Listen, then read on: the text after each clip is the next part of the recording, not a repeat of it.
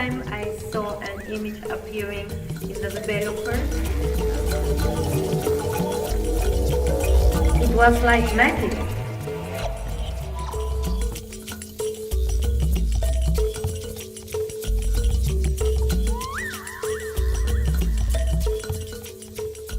I am fascinated with photography. For example, the history of photography for me is, I give a lot of lectures about history of photography. So I think that that's in my work. It looks in my work because I enjoy the same making platinum prints or cyanotypes, the same that gelatin silver prints or digital prints. I can go over around. I started doing photography, I think when I was 10 years old. Was the first time that I get into a dark room because my father, who died very, very young, used to have a dark room at home.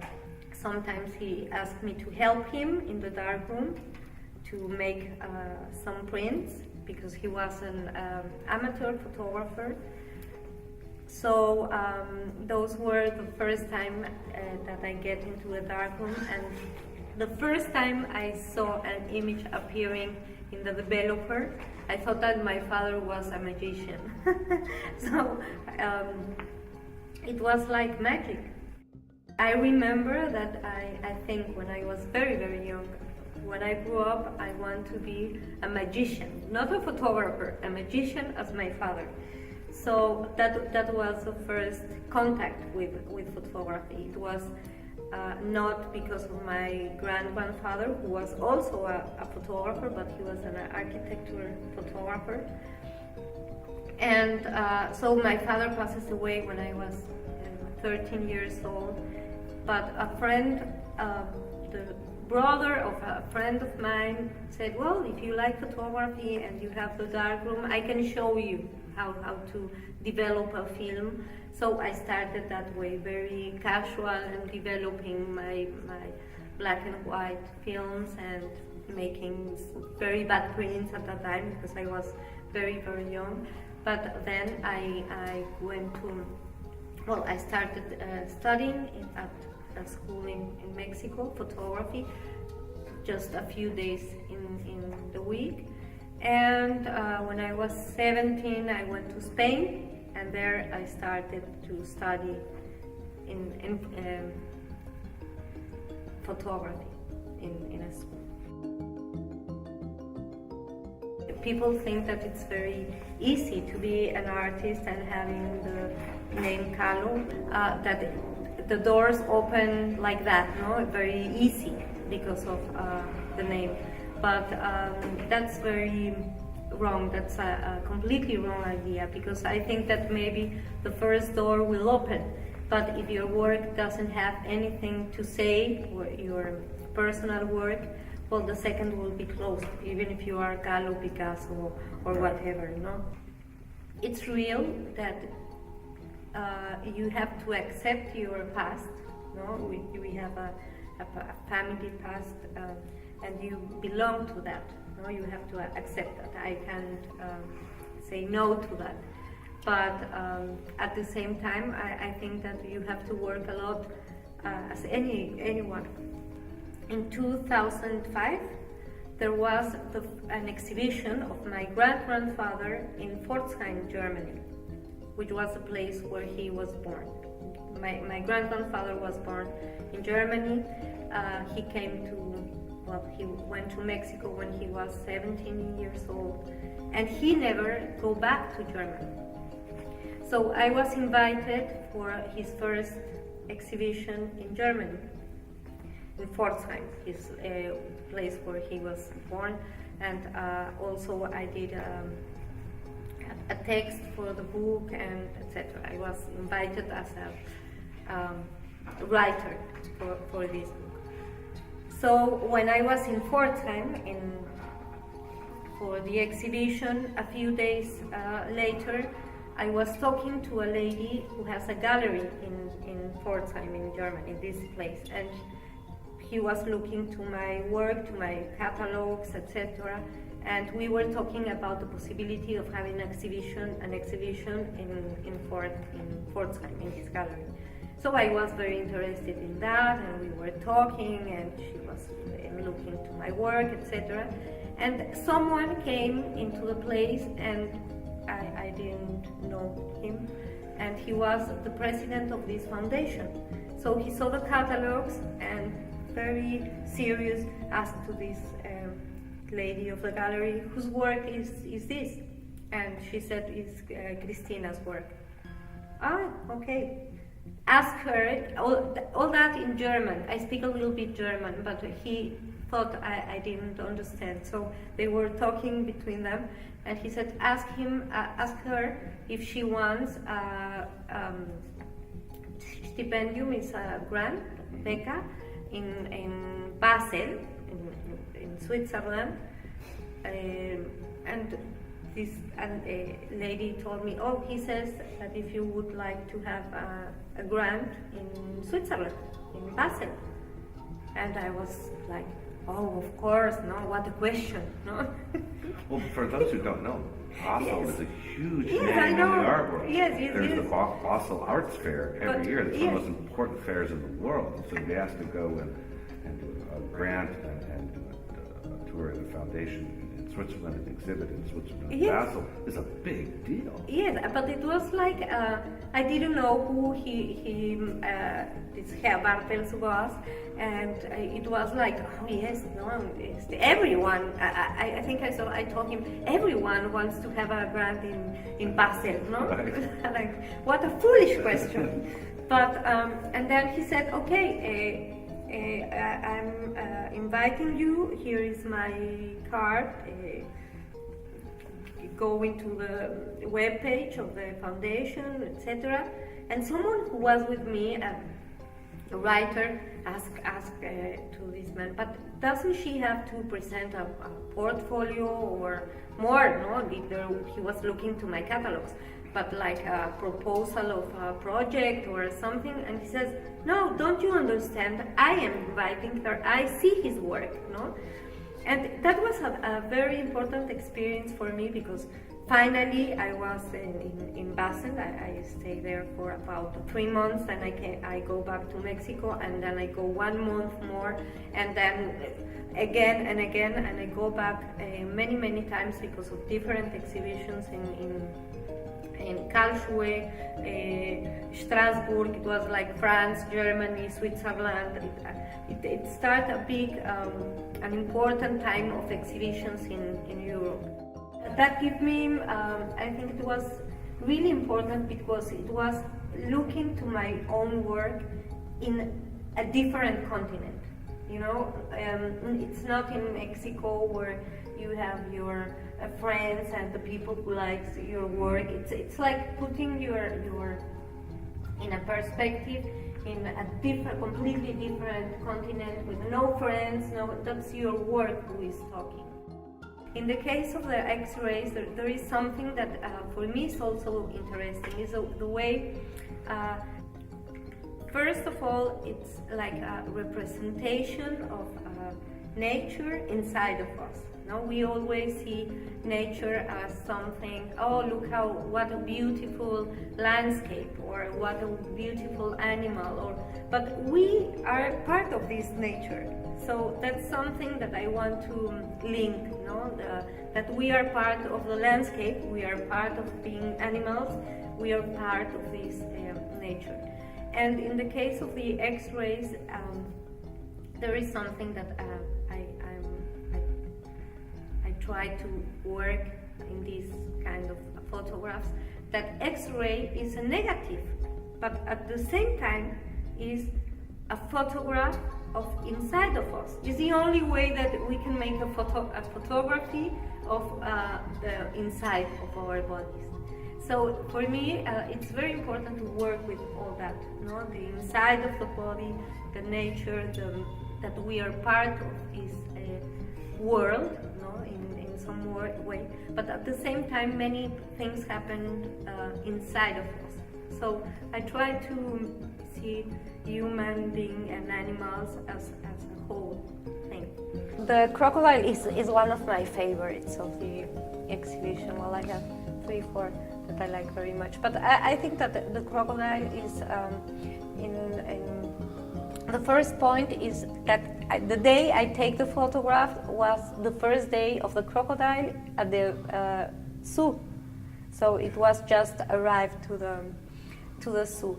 And the way I work on that photograph was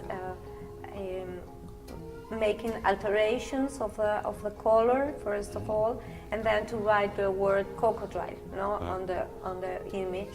You wrote it on the image. On the image. Exactly. How often do we hear a photographer say, "I wrote words on the image"? On the image. If you see the image, as you need someone to tell you this is a crocodile.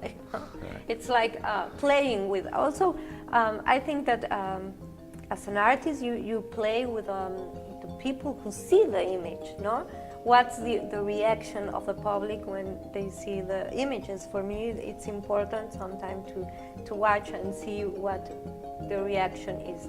But that remember me the illustrations of the books or the little stamps, of images of animals or birds that they write the kind of bird, etc. So it was like playing with a digital image the same way I play with the analog image.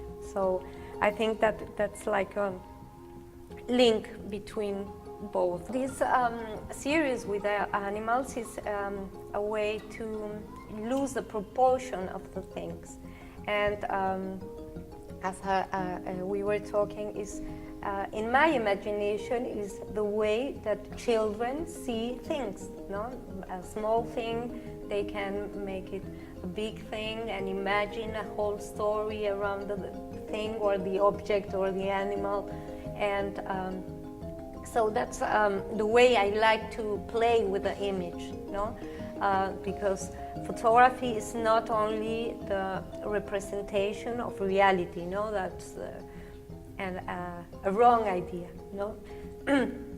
Also, you can play with the image and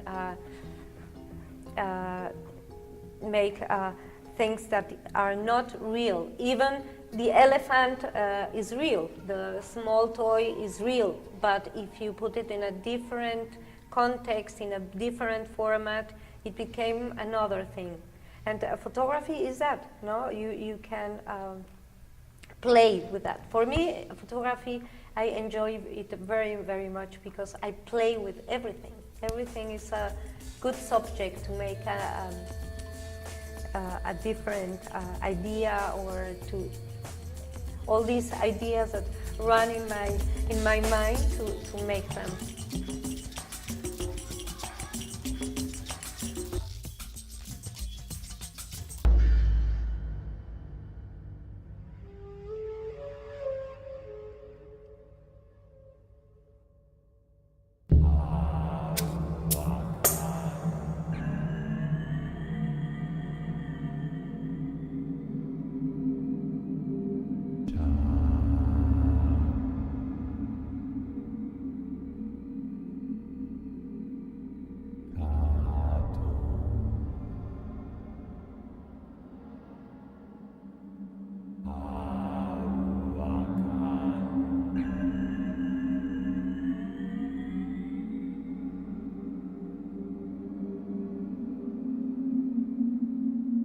La Academia de San Carlos para mí fue muy importante porque en la época en que yo me inicié en San Carlos, que es por 1965, todavía la academia permanecía como una academia importante y sigue siendo importante, pero tenía mucha fama en Latinoamérica, porque ahí habían estudiado Diego, Orozco, Siqueiros, grandes figuras del arte nacional.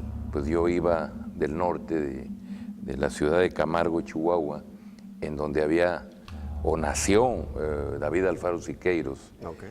Entonces eso me tenía marcado en mi vocación y en mi idea de seguir el ejemplo del coronelazo, del gran pintor mexicano, ¿no? Y entonces me fui con esa idea. Pero luego ya llegando a México cambié completamente, porque esto de hacer obra, de ser creador, de crear un lenguaje, es completamente diferente a seguir una escuela. Siempre para crear un lenguaje es solo un lenguaje, es solo una persona, no pueden haber dos Siqueiros o dos Tamayos. Entonces yo tenía que buscar un solo Sebastián, ¿no? Yo descubrí que tenía más la capacidad de ver lo espacial, de entender las dimensiones y de darme cuenta que el espacio pues era multidimensional y que podía tener más placer en lo que yo quería, no solo era ver el color, porque sí lo podía ver, que sí podía pintar, pero mi vocación era más comprender el espacio y comprenderlo desde un punto de vista más estricto, más matemático, y entonces utilicé la geometría, como son en la literatura se usa las letras, las sílabas, las palabras, para hacer un lenguaje. Yo utilicé la geometría como letras, sílabas, palabras, para armar un lenguaje, un código personal sebastino, una manera de decir con la geometría, escultura, volumen, multidimensiones, objetos muy espaciales, ¿no? Es un proceso complejo. Uno empieza en la escuela y empieza a trabajar y a tratar de encontrar un lenguaje, a buscar su propio estilo, su propia manera, y llega un momento en que hay madurez y se encuentra el lenguaje y empieza uno a trabajarlo. Cuando uno se da cuenta que llegó la madurez y que es dueño de un lenguaje propio, es maravilloso, porque entonces sí, ya con esa madurez y con ese lenguaje tú puedes decir lo que quieras de la naturaleza. Contemplando la naturaleza, la tomas, la digieres y la transformas en una especie de segunda naturaleza plástica, pero con un lenguaje propio. Y así se vuelve universal. La verdad es que los artistas no podemos desprendernos ni podemos dejar de contemplar la naturaleza. Lo que pasa es que la naturaleza es tan infinita que no nos la acabamos, y que tiene muchas vertientes para que cada artista pueda decidirse a tomar lo que considere de la naturaleza. Y hablo de la naturaleza macro y microcósmica, hablo de todo. O sea, todo el cosmos es naturaleza. Exactamente. El pensamiento del hombre es salido de la naturaleza. Las piezas de cualquier artista, o los cuadros o las obras de cualquier artista, dicen eso, dicen una historia contemplada de la naturaleza, de cualquier artista que exista en este universo de la creación. Así sea el más abstracto, o sea el más figurativo, o el más hiperrealista, o haga la instalación más realista o la más abstracta. Todos primero razonan y contemplan la naturaleza y la transforman en su representación, ¿no? Hay una historia muy bonita de mi acercamiento y de conocer al maestro Tamayo. Cuando yo hice mi primera gran exposición, ya después de haber trabajado muchos años, ya había tenido exposiciones, pero no una gran exposición. Y la hice en 73 en una galería en México, la Galería Mercub, y es la primera vez que yo vendo mi primer cuadro abriendo la exposición.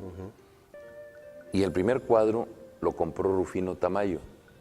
Entonces eso marca, eso es como la señal. Llega Rufino Tamayo y le gusta a Olga Tamayo un cuadro mío, y le dice: Rufino, cómpramelo. Y lo compran. Inmediatamente la dueña de la galería le habla a todos a sus clientes y les dice: compren Sebastián, porque Rufino Tamayo acaba de comprar su primer cuadro. y vendí todo en esa exposición. Y yo creo que esa es la magia Exacto, de eso esta cómo cuestión, empieza, ¿sí? exacto. Cómo empieza algo y cómo no recordar al maestro Tamayo, que fue quien me abrió esa posibilidad de empezar a producir y poder vender mi obra, ¿no? Mira, generalmente yo trabajo obra monumental urbana y casi siempre trabajo porque me encargan la obra. Entonces, cuando voy a poner una obra en Japón, lo primero que hago es un estudio de campo, el estudio de la comprensión, de la tradición, de la raíz, de la cultura de ese lugar. Y me voy a lo antropológico y me voy a la raíz profunda de ese pueblo. Y entonces, ahí, viendo esa naturaleza, ese asunto, encuentro el símbolo del cual debo de partir para hacer la representación. Claro que sí, sí. Y entonces sale un elemento, por ejemplo, el caso de Kadoma en Japón. Pues estuve hurgando en saber qué era el símbolo más ancestral y también más querido de Kadoma, del pueblo de Kadoma, y pues es la garza blanca, el suru. Entonces lo que yo hice fue observar cómo son los surus, cómo son esas garzas blancas, Claro que sí. y hacer un parangón con la literatura, una cuestión en paralelo de hacer un poema corto escultórico, de hacer un haiku escultórico. El haiku es el poema corto de 5, 7, 5 sílabas, que con 5, 7, 5 sílabas Claro. se dice todo el Todo, universo, se dice exactamente. todo el poema. Es el base. Exacto. Entonces yo dije, con 5, 7, 5 proporciones, formas, volúmenes, dije el mensaje de garza blanca llamada Suru, e hice una pieza y gané un concurso para hacer una pieza de 20 metros de altura en la ciudad de Kadoma, que es el símbolo de la ciudad de Kadoma. Y así cada pieza tiene un tema, tiene un origen profundo en la raíz de ese pueblo. Yo tengo 16 piezas monumentales en Japón, en diferentes espacios, y entonces generalmente son concursos cerrados con 4 artistas importantes. Casi siempre son 3 japoneses y un extranjero. Entonces, todas las veces de estos concursos, yo fui el extranjero y los 16 tiempos gané. Eso fue maravilloso para mí, Sí, qué porque bueno. entonces pude recrearme haciendo símbolos para un país que no era mi país, estudiando la raíz y la esencia de lo japonés, a manera de poner un espejo para que te puedas ver a imagen y semejanza, ¿no? En tu tradición, en tu raíz. Esa es la manera de cómo trabajo. ¿Por qué yo uso color en mi obra? Primero, porque soy mexicano. Segundo, porque soy mestizo. Porque en el mundo prehispánico, en el mundo indígena, las piedras estaban pintadas de colores. Pero también, como mestizo, tengo la carga grecolatina. Y en el mundo griego, las esculturas también estaban pintadas de Cierto, colores. eso sí. Entonces, es una tradición que la tengo dentro. Yo creo que arte, ciencia y tecnología es el futuro de la humanidad y el desarrollo también del arte del futuro. Pero lo ha sido desde el Renacimiento. Desde el Renacimiento, arte, ciencia, tecnología mezclados, un símbolo universal es Leonardo da Vinci, que trabajó arte, ciencia, tecnología de la época para expresarse. Entonces, pues en ese sentido yo respeto mucho las matemáticas y la geometría, la topología, la cristalografía, que son de alguna manera elementos con los que yo he trabajado, decía antes, como medios para mi fin escultórico. Pero el fin último es que sean obras de arte, que sean esculturas.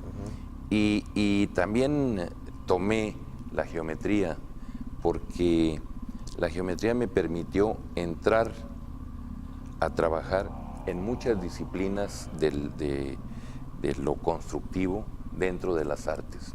Por ejemplo, yo trabajo en mi obra monumental, debo de tener un poco el sentido de diseñador industrial, de el concepto ingenieril, el trabajar un poco y entender el concepto arquitectónico.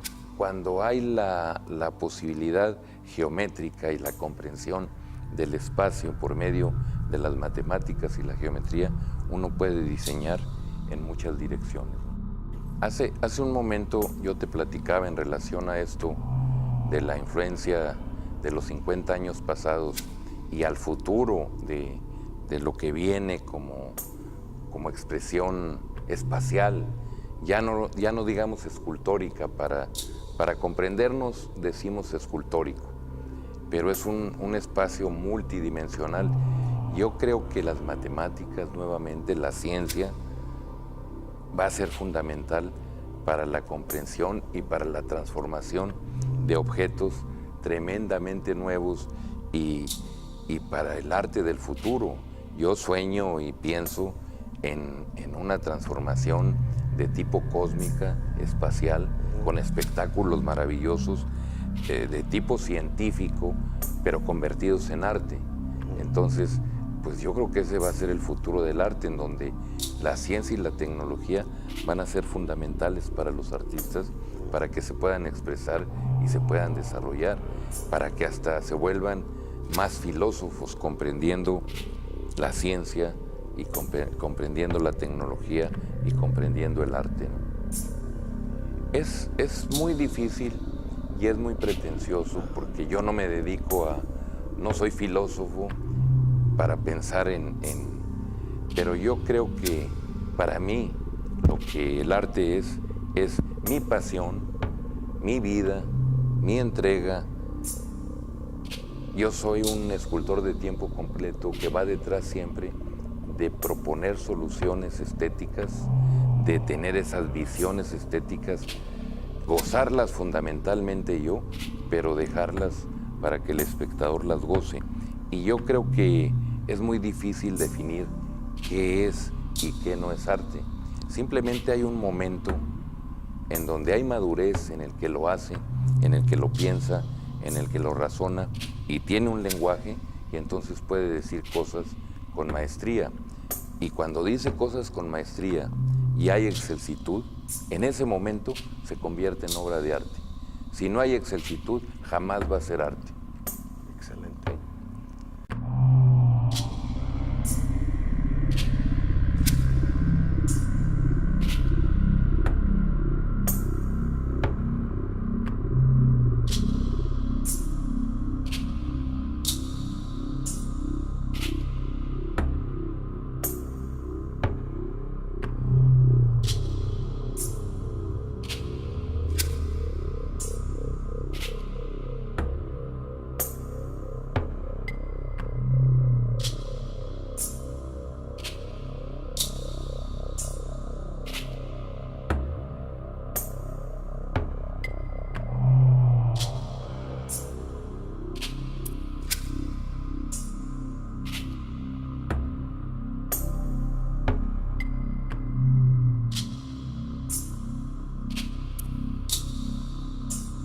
Defining Art is a production of KMBH TV.